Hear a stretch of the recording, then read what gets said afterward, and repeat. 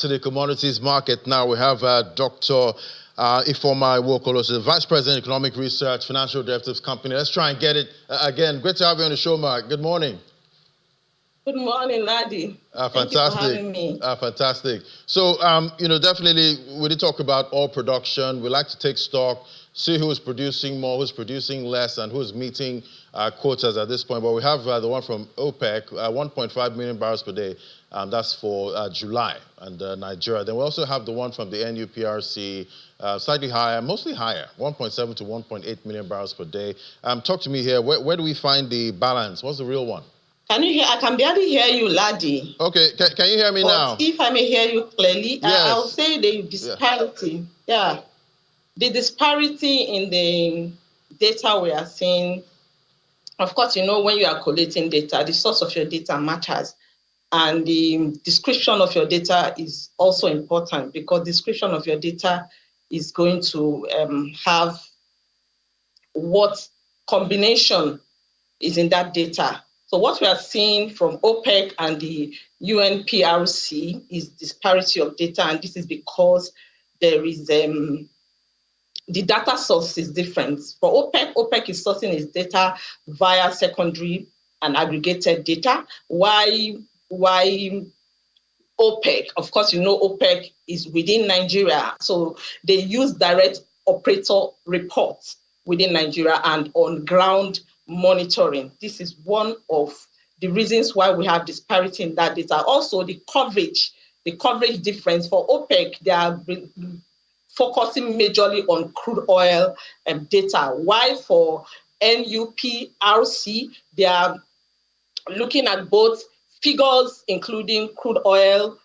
data and condensate. So this is why we are seeing this disparity. And for OPEC also, they are also focusing on data compliance, while OPEC is reflecting operational realities, and they are more immediate. So this is why we are seeing disparity in the data. But even at that, we know that oil production has continued to increase in recent time, and this is because there has been a crackdown on oil theft. There has been a crackdown on pipeline vandalism and also unrest. That's what we are seeing. And for June and July, I would say we have been able to enjoy near 100% availability of major crude oil pipelines.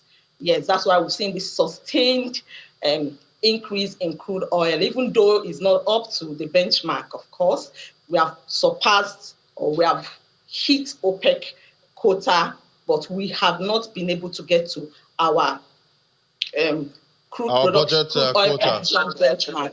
Yes. Right. Well, we're definitely trying to get there at this point, but because that drives revenue for the government. But given that Nigeria's surpassed its OPEC quota in July, and Nigeria plans to request a higher quota at the OPEC meeting at some point.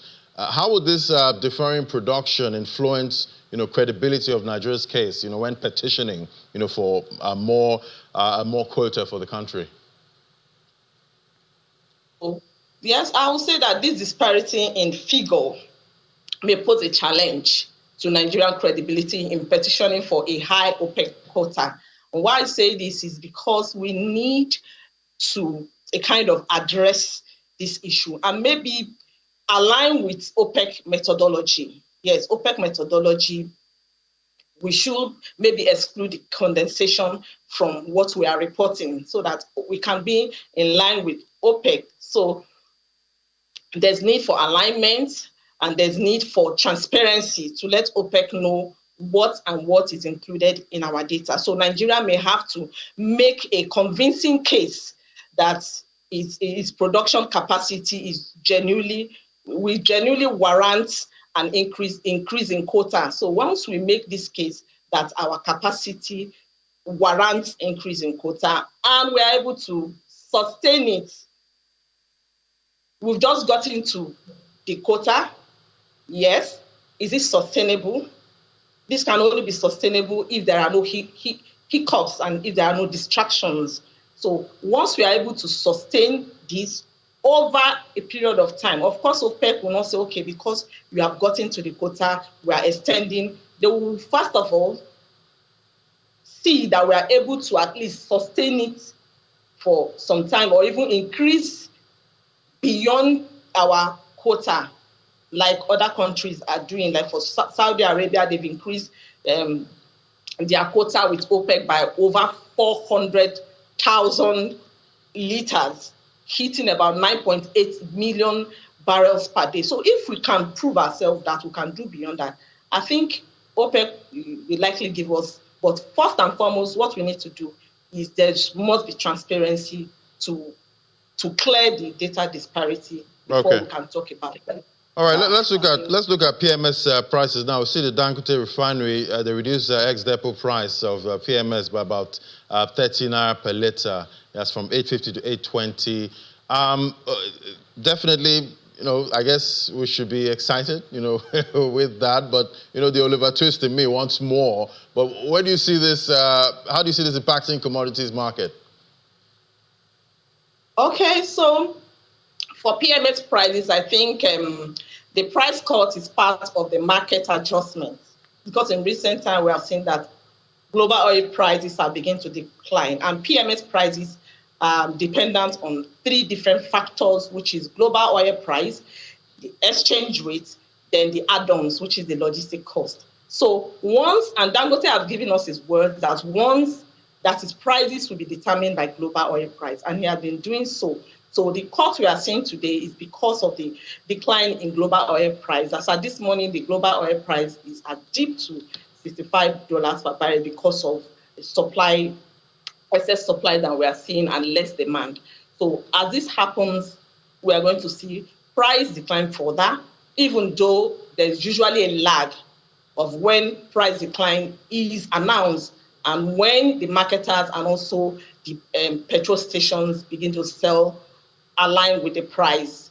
And this is because if they have an old stock, they will definitely want to sell off the old stock before they have the new inventory. I think before the end of this week or next week ending, we're going to see these prices reflect in the pump price and also the market price. Then for commodity prices, I think we know that this part of the world prices are sticky downwards, even though we're in harvest season.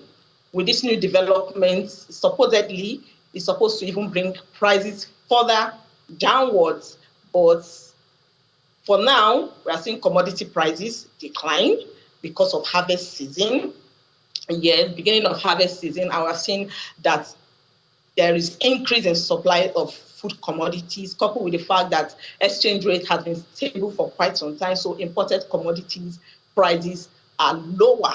Right. So the PMS prices is going to be a plus if we see the changes in transportation fare, because that is majorly what drives the commodity prices. Okay, well, Yes.